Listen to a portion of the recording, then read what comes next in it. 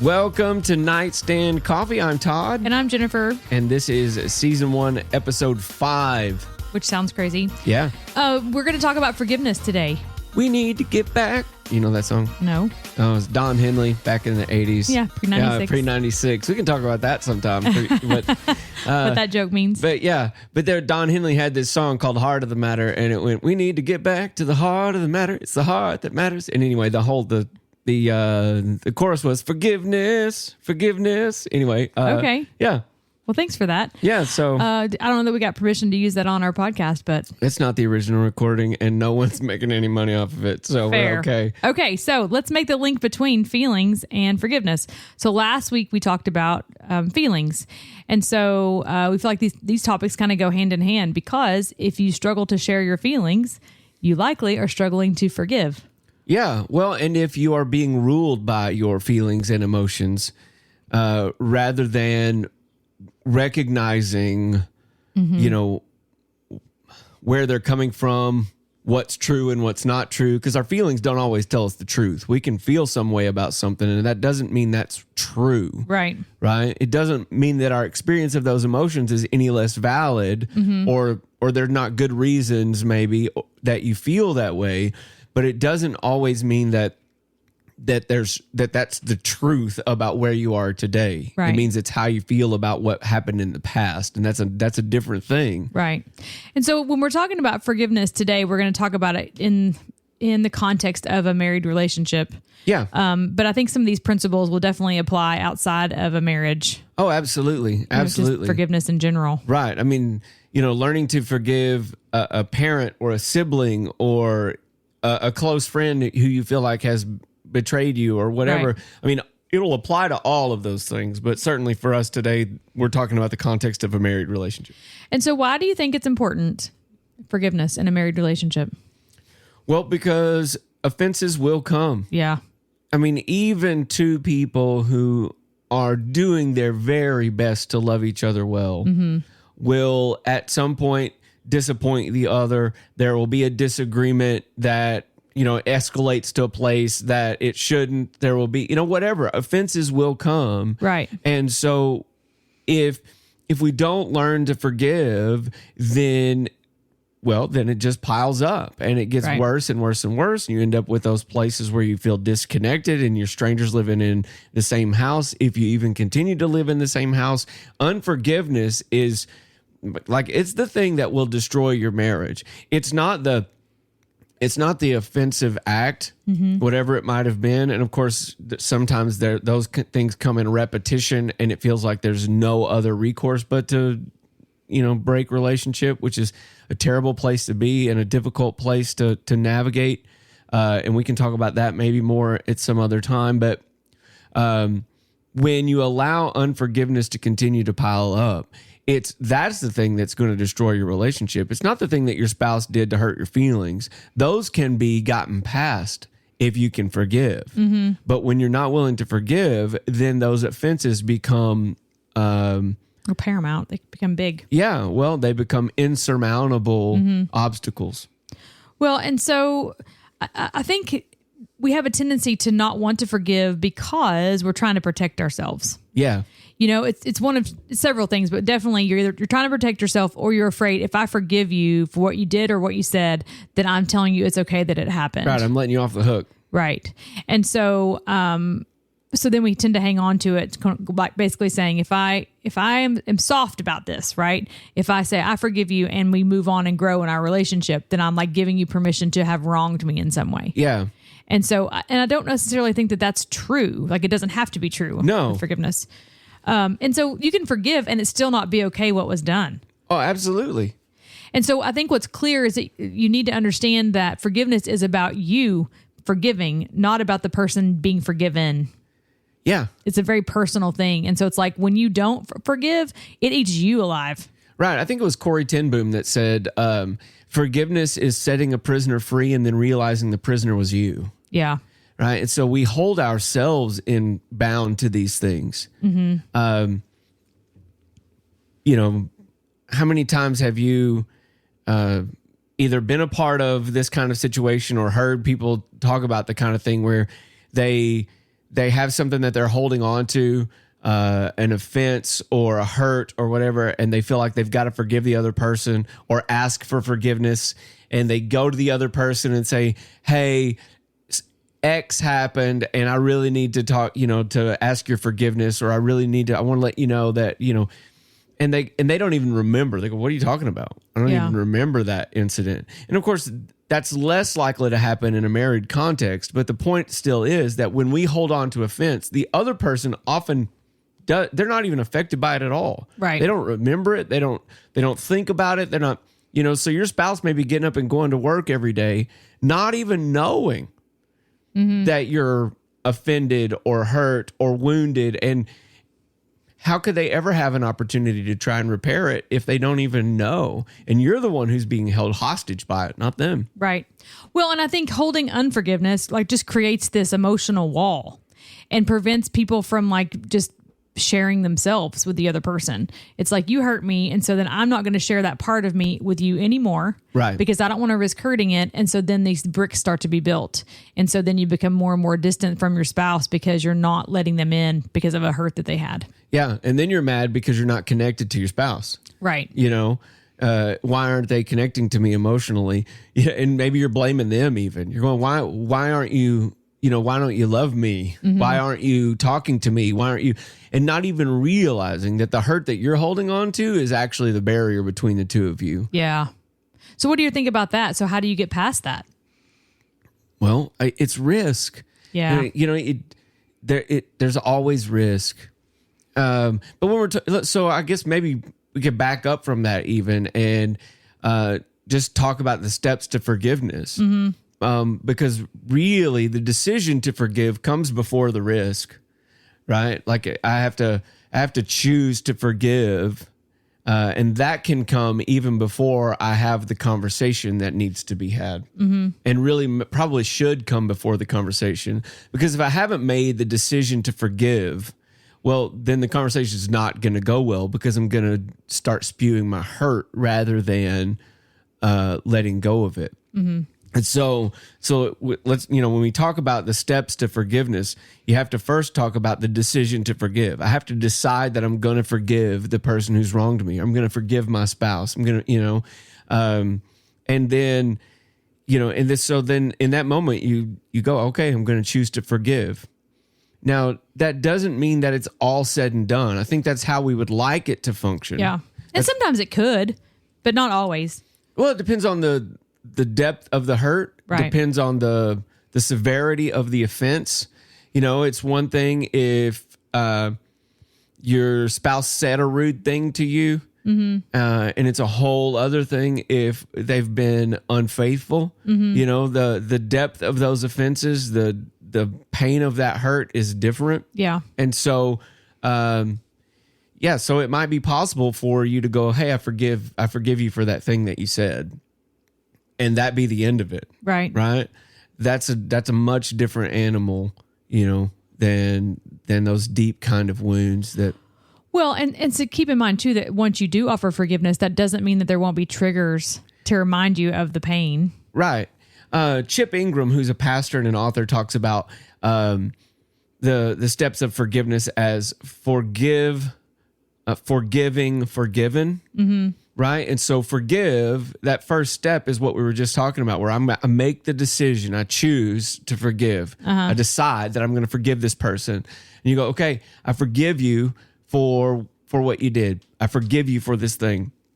And then there are those triggers still, and there's this process of forgiving, and you're kind of in that middle place where there still might be a thing that's said that brings an old hurt back up, or reminds you of that thing, or triggers an emotional response, or a location, or a song, or a shirt, an outfit or something. Yeah, there's a myriad of triggers that could remind you of what needs to be forgiven. Right. And the temptation in that moment is to take up that old hurt, to pick it back up and to nurse it. Yeah. And so in that season, you have to go, no, I'm forgiving them. I'm forgiving them. I'm not going to pick this back up. We're not going to go back down this road again. I am forgiving them. Or really, I have decided to forgive. Right. And so I have forgiven, and so then yes, it's an active thing.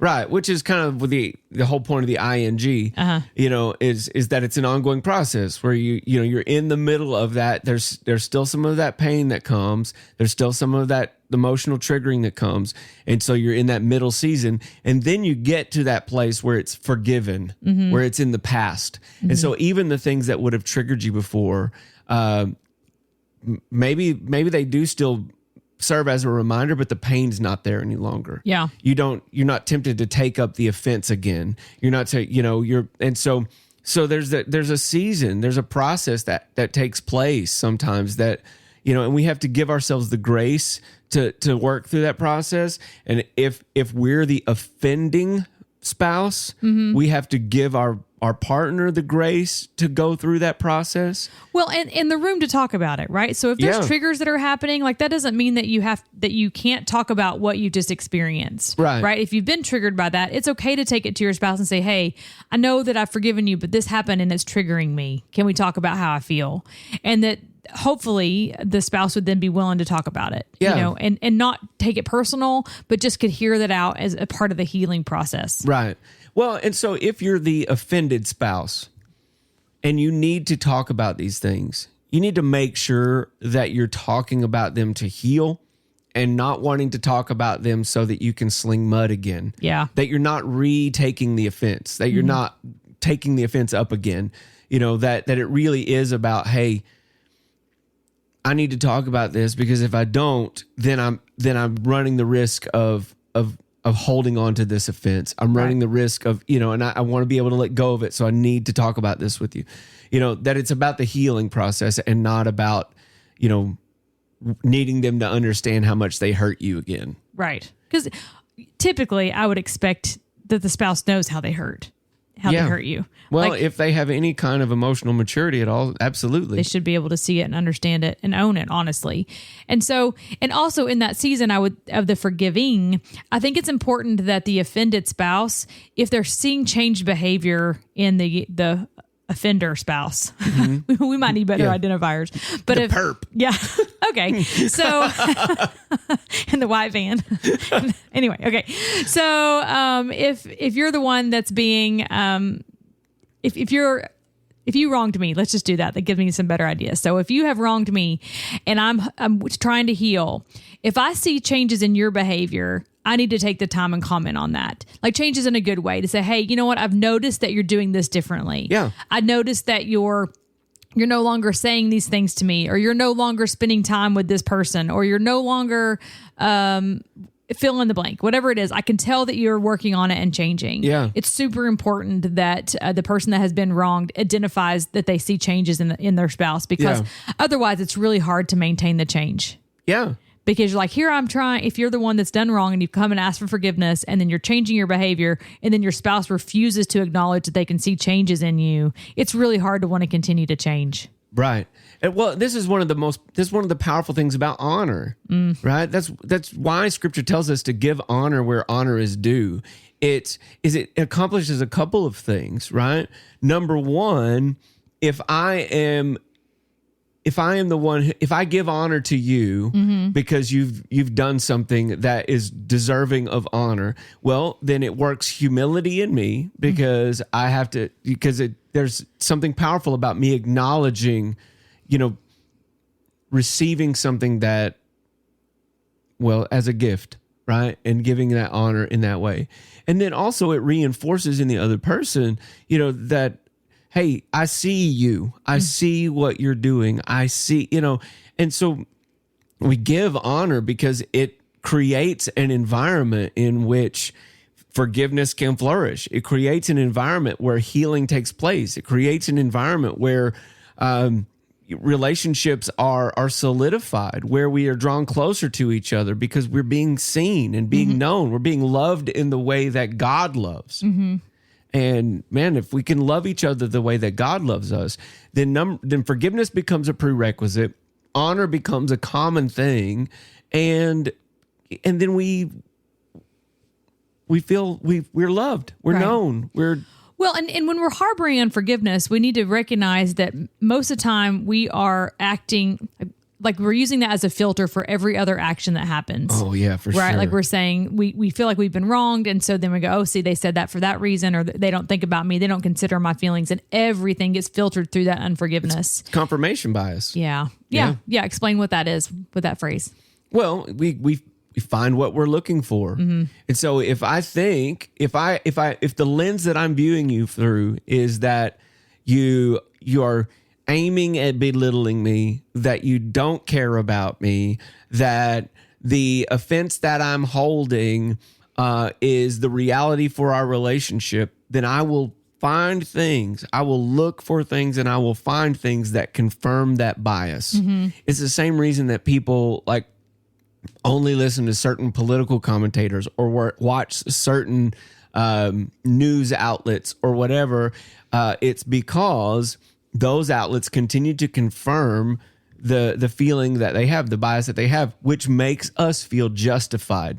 And when we're holding on to offense, we want to look for ways that justify that offense. And so we will see our spouse through that lens. It will color our entire relationships. And then we end up in these cycles of unforgiveness and patterns of hurt and, Well, and so one thing I would want to consider is that, like, we're kind of talking about when your spouse maybe knows that they've wronged you. Right. There may be times that you're harboring unforgiveness and your spouse doesn't know that they've done anything wrong. Yeah. Like maybe they said something that hurts your feelings, or in passing they've done something, or like maybe they've spent a lot of money and like created this problem financially for you as a family, and you as a spouse is doing everything you can to like get out of debt, and you're angry about the position that they've put you in, but you're really not communicating that to your spouse. It's kind of like you're just carrying it. And so I think it's important that we kind of talk about how you communicate that. Like if you if you're harboring some unforgiveness, like how do you go to your spouse and say, hey, there's something I need to talk to you about. Like I'm harboring these bad feelings towards you. Can we discuss it? What are your thoughts about that? Well, I think, man, it's just crucial that we see each other as people, right? Rather than seeing the other person as the offense, which is what we do a lot of times. We see them as the thing that they did. You are the mistake that you made. And rather than understanding that, man, they're a fully formed person. Like if they're overspending, well, maybe there's something in them, an emptiness. Maybe there's a hole that they're trying to fill with spending. And so, yes, is there a what's the word I'm looking for? Do you have a good reason for being angry that they spent all your money? Yeah. Yes. You should be angry about that. Yeah. But if that anger causes you to lose sight of the fact that, man, there's probably something deeper that's going on here. And if I love this person and want healing for them and want them to be able to be free, then we need to get to that thing. And then to recognize that maybe there's a control issue in my heart is the reason that I'm so angry about it. And I need to address that too. And so when we lose sight of each other as people and we only see each other as part of the problem, then we can't grow. We can't get past it. We can't help each other. We can't. Yeah. And so I think it's important that you have some insight into yourself as to like why you're feeling the way that you do, right? You need to take some time to understand what it is that you're feeling. And so then being able to communicate that to your spouse. And so I don't think that most spouses purposely go to do something that's going to cause their spouse to have to forgive them, right? Like they don't always. Now, sometimes those blatant things, like when we're talking about like infidelity, like going into infidelity that you're gonna, your spouse, when they find out, there's gonna have to be forgiveness there, or something's gonna have to happen, right? Either the relationship ends or something. And so like those feel a little bit different. But sometimes we do things that we don't know are gonna need to be forgiven by our spouse. You know, like we say something flippantly, or maybe we break break privacy, or maybe like we overspend, or we're dismissive of their feelings, you know, and you don't even necessarily know that you've done anything this helped to build the wall. And so I think it's important that the spouse could go and say, hey, you know what? I need to talk to you about this. It hurt my feelings when you said this, or I've been carrying this issue between us and I want to talk about it. Or I feel like you dismissed me on this topic. And so then I feel like I can't talk to you about how I feel because you dismiss me. And then that makes me angry with you and not want to share any part of me with you. Yeah. And so, having those conversations. Right. And so maybe there's a name that you were called as a kid and your spouse has no idea the all of the backstory, right? The thing that's connected to that name. And as a joke, even maybe they call you that name and they don't know, right? But you don't tell them. You just you're just steaming and you just hold on to it. It's that kind of thing, that, we have to open up to each other about and talk about and give the other person the grace, to go, maybe they didn't know, if they did know, that's a whole other discussion and still forgiveness is necessary, but there's a different. Well, and I think too, sometimes just with friendships and different people that I've talked to, maybe you're holding some unforgiveness because there's more resentment. Maybe, maybe one of the spouses isn't doing any work inside the home. And Right. that's a problem, right? And that'll be the day that I that I do my own laundry. That'll be the day. And so then there's this tension then because you're I feel so dismissed with what you're saying, you're not helping me do anything. And whatever that looks like. And so then there's this close off that happens. Yeah. And so then, I think in those situations, you have to be able to go to them and say, hey, it hurt my feelings when you said that. Yeah. And so, I want to be able to forgive you and, Right. and I want to talk through it. But I think in those scenarios, the spouse needs to own what they've said. And maybe that's another angle to consider too, is when your spouse brings you something to say, hey, I'm upset about this, or I'm hurt by this, or, we need to talk through this so that I can forgive you, that you don't need to come at them defensively. You need to you don't need to hear it defensively is what I mean. So if I'm coming to you and saying, hey, this happened and this is how I feel, you need to take the time to hear what I'm saying as opposed to defending and go, oh yeah, well you do this. Right. Well, so you're upset about that. Well, let's talk about all the things you don't do for me and that why you're upset. It's not about mudslinging. It's about sitting down and saying, hey, this is the need that I have. And so this is where I'm at. I'm harboring some unforgiveness against you because I feel like you've dismissed these things that I've needed, or you're not paying attention to these things, or you feel entitled to me doing something for you and you not doing anything in return. There's no give and take here. Right. And so I think that those kind of scenarios are important to consider as well. Yeah. Well,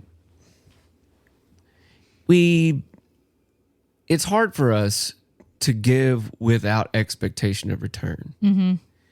But when we see marriage as tit for tat, and when we start making comparisons, well, I do this and you don't do that, and we always compare our best to their worst.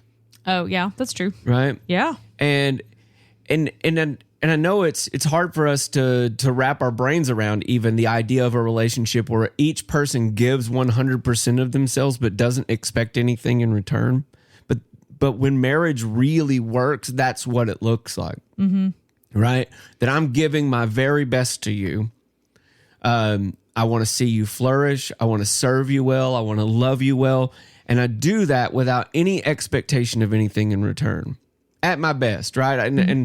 And I, honestly, I can't even wrap my brain around what it would look like for me to actually get to that place. Yeah. I mean, I'm certainly not there, right? But I recognize that that's the goal I should be aiming at. Mm-hmm. And I recognize that when I feel slighted in some way, or when I'm getting offended about something, or when I feel like I deserve something, whatever. I can't even, my words are not wording. Are you going through menopause? I don't know. My words aren't wording today.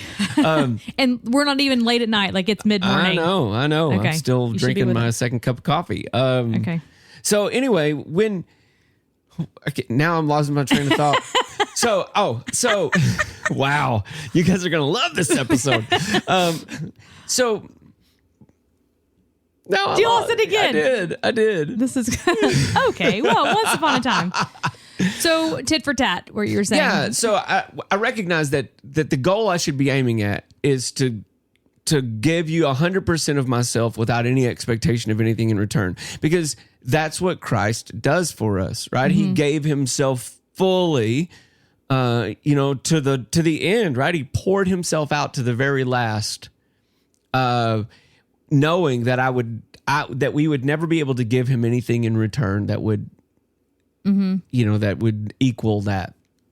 And so if I can live in that way, then I can live above offense in regard to, whatever deficit I may feel that's there.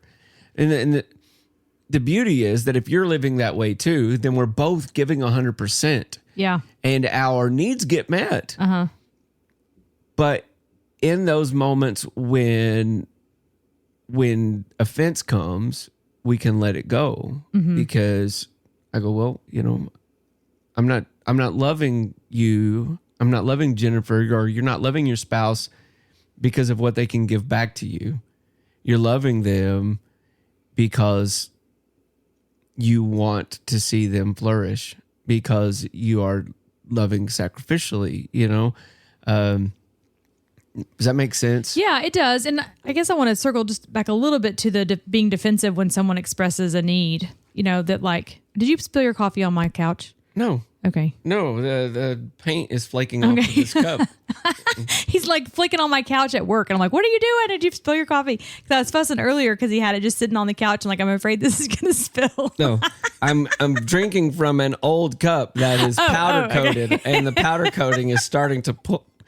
This has nothing to do. Forgive me for I forgive you. Thank you. I'm no offense will come that you are wiping on my couch. Okay. Anyway, so when it comes to being defensive, like, I think it's important that we are aware of it. Like, if your spouse is bringing to you saying, hey, this is something I need from you, or this is something that I'm feeling, or this is an area that I need something from you that you've not been giving me, like, to look at it as an opportunity of growth, not as an opportunity for it that you're to being attacked, like that the person's coming at you to say you stink as a spouse, like you are not doing for me what I need you to do, and you are no good. Like, that's not the message. That's not what it should be. That's not how I want someone to hear it. I would want it to be almost like a gift, saying, hey, I need this from you. And you're like, okay, well, thanks for telling me so that I can know how to meet it, and like to talk through those things. And so, because I do think unforgiveness can happen when you have an unexpressed unmet need, and then you harbor unforgiveness in that because you're like, yeah, well, you're not taking care of me. So, So what do you do though? And what if your spouse's request really is unreasonable, right? Okay. I mean, so what if their expectation really is unrealistic? And I like, can you think of one? I don't know. And what I am hesitant of is like, if let's say you had an expectation of me that was unreasonable and unrealistic, I don't think as your husband, I get to be the one who points that out. But I also think there's a very real possibility that those things can happen. I think that there are times when both partners come into a relationship even with unreasonable expectations and are expecting our spouse to fill a hole in my heart or fill a gap in my life that really only God can fill. But then when it doesn't get filled by that other person, I'm upset and I'm holding offense, and I'm, well, but why would you say that I wouldn't be the one to be able to tell you that? I think I'd have to be delicate in how I could tell you that. If you expressed an unrealistic expectation, let's just say like that you want to be happy all the time and it's my job to make you happy. Right. Like, if I know that I can't meet that, I think it's okay to say that, to go like, sweetheart, I don't think I can do that. Like, that feels like really heavy and unrealistic. And so I don't think I can do that. Let's talk about it. And so, but here's the thing though, if there's an unrealistic expectation, I don't know that that's always getting expressed directly. You just find out later that you didn't meet it. I mean, probably it's not getting expressed directly. It's exposing itself and manifesting itself in a million little things, and so you're holding on to all of those little things. But the root of the issue isn't, the underwear that are on the bathroom floor, or squeezing the toothpaste in the middle, or, whatever whatever list of items, that you can't stand about your spouse. Well, so now you're talking about confirmation bias again. Like if you're looking for a certain thing, then all these pieces lead to confirming what you believe about your spouse. Right. Well, but I think that's part of the problem is that we start looking at all of these symptoms rather than dealing with the heart. The real issue. And we mistakenly believe, well, if I could just change their behavior, then this would get better. But it wouldn't. Yeah. Well, and so then what do you do with that? What do you think? That's really about yourself, right? Assessing yourself. Well, and I think that's the thing that we have to wrestle with. Okay. My unforgiveness is really about my heart. It's really not about my spouse. Yeah, true. Now, that doesn't mean that there aren't things that my spouse needs to change. Maybe there are behaviors that need to change. Maybe there's, whatever. Like, it doesn't mean that there aren't things that need to change. But unforgiveness is about my heart, right? It's about what I'm holding on to. Wouldn't you say it's rooted in pride? Yeah. Like basically saying that I have a right to have these feelings, and so and I'm right, so then I'm going to protect myself, and I'm not going to let you hurt me or humble myself in any way like this. It's a prideful state. Yeah. I mean, it can come from it's really, I'm better than you, right? I don't do that, so I'm better than you. So I have a right to hold on to this. Again, we talked a little bit earlier about like, if I let this go, then that lets them off the hook. Yeah. I would forgive you if you would do this. We put caveats on it. We put gates and guards up, because we're trying to protect ourselves, man. Like the reality is that those wounds are real, right? The hurt is real, whatever it comes from, whether it was infidelity, whether it was a financial thing, whether it's, the words that your spouse has spoken over you that cut you and wounded you, whether it's, a feeling of neglect or, abandonment. Maybe your husband hasn't abandoned you like physically, but they work all the time, and so they're never available. They've emotionally abandoned you. Yeah, and so those hurts are real, and we don't want to diminish those in any way, right? Those are real hurts, but the choice to forgive is about us. It's about my heart, and so I have to reckon with why it is that I would want to hold unforgiveness, what it is that I feel like I'm gaining from it, because that's the thing. We think it's getting us something. There's something that we think holding that unforgiveness gains for us. And so if I can figure out what that is, and then as followers of Jesus, if we're Christians, we have to wrestle with, well, why, if I am someone who has been forgiven, am I unwilling to forgive those who've offended me? Because, no matter how good a guy I think I am, the reality is that my sin sent Jesus to the cross. My sin was enough that Jesus had to die in order to cover it, in order for it to be forgiven. And so I will never offend anybody to the degree that I've offended God. And yet God forgave me. And so if I will never be offended to the degree that God's holiness was offended by my sin, then why should there be things that I'm unwilling to forgive people for? And Matthew 18 talks about this, that those who have been forgiven, forgive. Right? Well, and for me, and I'm sure it's partially because I'm in the line of work that I'm in, but I want to be healthy emotionally, right? I don't want to be hanging on to anything that's going to cause me trouble emotionally. And so as I continue in my sanctification process and becoming more and more like Jesus, there's always a layer. There's another thing that he's working on me with, iron sharpening iron. And so trying to work out the yucky stuff in my life. And so that I can look more like him. And, as soon as you think, oh, I'm doing pretty good, then oh, look, here's something else. Right. And so I know that I'm never perfect and I'm never going to arrive until I stand before Jesus and I'm in heaven. And that's when that I won't have any more junk to deal with, right? Yeah. But until then, I want to make sure that I am as healthy as I can be. And so if that means that I need to offer forgiveness, I want to go through that process to do that. Yeah. And so like, I don't want to hold on to things just to hang on to them. And so I guess I would challenge our listeners, like, let's be healthy, like don't nurse these wounds just because. Well, I mean, hopefully, right, you're listening to this podcast because you want your marriage to be healthy, because you have a desire to have a healthy relationship, to be healthy yourself, to become like Jesus, to live in the, and so, yeah, I mean, one of the things that I was thinking about as you were saying that is recognizing how often unforgiveness is related to the lies that I believe about myself. Okay. Right. So unpack that. Well, so, all right.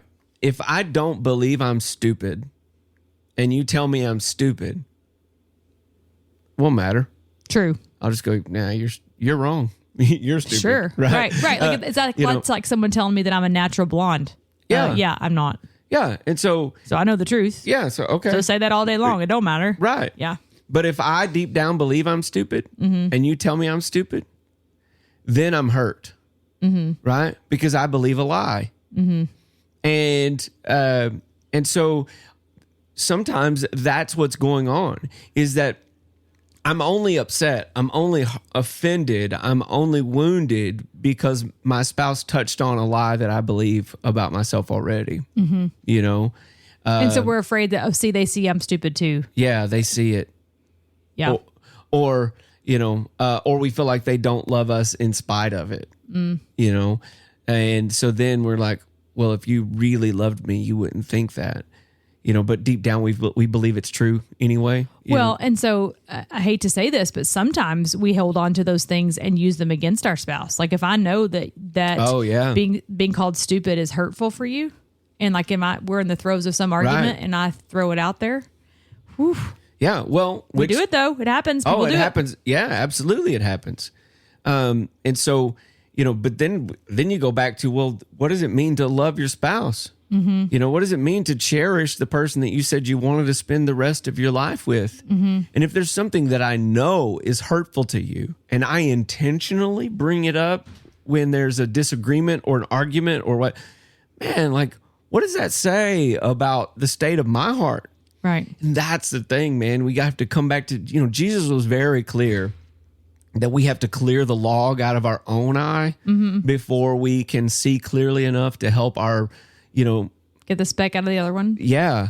And, it's so a lot of times, if I look back over the course of our relationship, even, I was trying to get the speck out of your eye while I had a big, huge log sticking out of my own. And I think if we will look at ourselves first, yeah, rather than automatically putting the blame on our spouse or if they would just do this, then I would, or things would be better if they would. If the solution to the problem is always that your spouse needs to change something, then you're on the wrong track. Well, and I also think it's not very kind if your spouse is coming to you repentant and saying, "Hey, I've done something wrong. Please forgive me," and we choose to withhold that.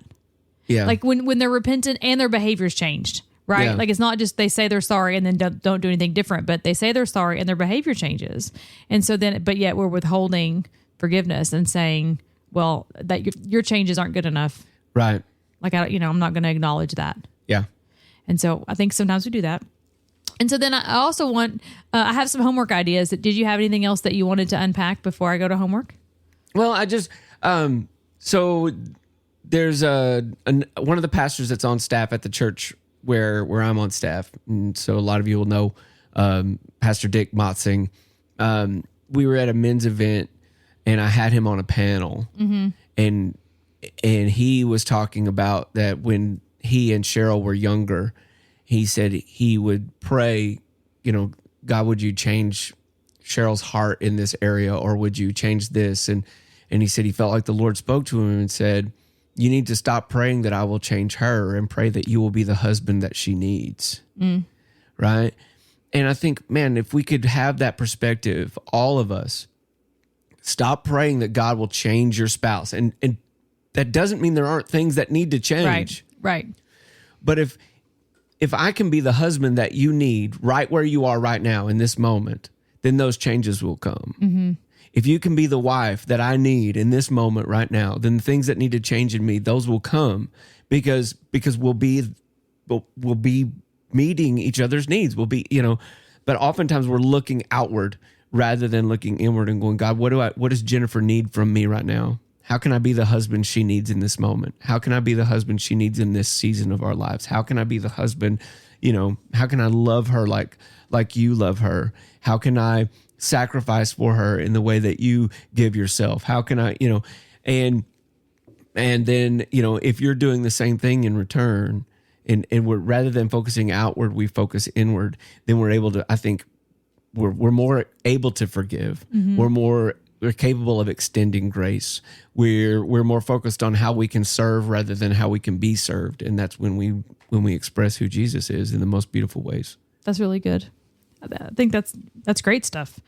So some homework that I wanted to suggest would be, again, a conversation with your spouse where you talk about two things. One, if there's anything that you are holding unforgiveness about, that you approach them and talk to them about it and say, hey, this is an area that I feel like I need to forgive you. Can we talk about it? And then part two would be asking your spouse, hey, is there anything that you need to forgive me for? Like, can we talk about these things? And so having a conversation about where there might be places of unforgiveness. Mm-hmm. And so, but do it in a way and with the goal of solving it, not to be like bringing up old junk, but just saying, hey, I want us to grow and I want us to be in the next spot in our relationship and to mature in this. So can we talk about these things that I may be holding against you or things you're holding against me so we can start to forgive each other? Yeah. And if you are the spouse who offended, right? If you're the one, look, I'm sorry. Those words are really powerful. True. Don't try to defend it. Don't try to defend yourself. Don't try to justify it. I'm sorry, right? Because even if it was unintentional, the end result is that your spouse was wounded. Your spouse was hurt, right? And so you should be sorry for that, right? If I accidentally ran into somebody, walking down the sidewalk and they fell and hurt themselves, I wouldn't just go, that was dumb. Yeah. I wouldn't just walk away because, even if it was unintentional, even if it was accidental, I would say, oh, I'm so sorry. Let me help you. Mm-hmm. Right. And so even if the offense was unintentional, own it. Say, I'm sorry. Acknowledge how your spouse feels and don't try to dismiss it. The worst thing that we can do when people come to us and ask for forgiveness is to try to justify our actions. We're automatically rebuilding a wall. Mm. Well, and so I do think that there may be an opportunity for you to express your perspective on things, but I think you have to be careful with the delivery of that. Yeah. I mean, it's okay to say, I never meant for that to happen. Mm-hmm. That is not what I intended at all. It's okay to. Well, and then I think you can express like what I was intending is this, right? But I think it's tone of voice and its purpose, like that in explaining it, right? So I hear you. I don't think they should get defensive when like, what are you talking about? I didn't do that. I was trying to do this. Like that is not received in the same way of like, oh my goodness, I'm so sorry. I wasn't intending that. I was intending this. Yeah. Right. Like those are different tones of voice that really carry a different communication, like a different message. And so like being mindful of how you're choosing to have this conversation and how you're delivering these words. Yeah. I mean, yes, there's a vast difference between that is not what I said and that's not what I was trying to say, Right. Very different. And so we have to be considerate about how we deliver messages and what we do with that. Yeah. So good. So homework, talk about that, have a conversation and say, I think we've got, when I've talked to different friends that are listening, like both spouses are listening. So you may not even have to like explain what you're doing. You may just say, hey, let's do our homework for the podcast. But if it's a one spouse is listening and the other one isn't, like you may need to explain, hey, I want to have this conversation and here's why. And so have the conversations. Yeah. And hey, look, the unforgiveness that you're carrying, it's a weight. Mm-hmm. So the conversation may be uncomfortable, it may be difficult, it may be hard, but you are unburdening yourself, and you will reap the benefits. You'll be able to run further and faster, and there's no reason for you to carry the weight of that. There's no reason for you to carry that burden anymore. Mm-hmm. And so unburden yourself, and God wants you to be free. Absolutely. I agree with that. Okay, so I thought of our tagline earlier. Just going to try it out. Okay. If I remember what it was. Maybe it's my turn to have menopause. That to love each other well. Like until next time, and you love each other well. That wasn't what I said earlier. It wasn't. I don't remember what you said. We're still struggling with a tagline to end it. So anyway, go love each other well and have a conversation. Bye. Goodbye.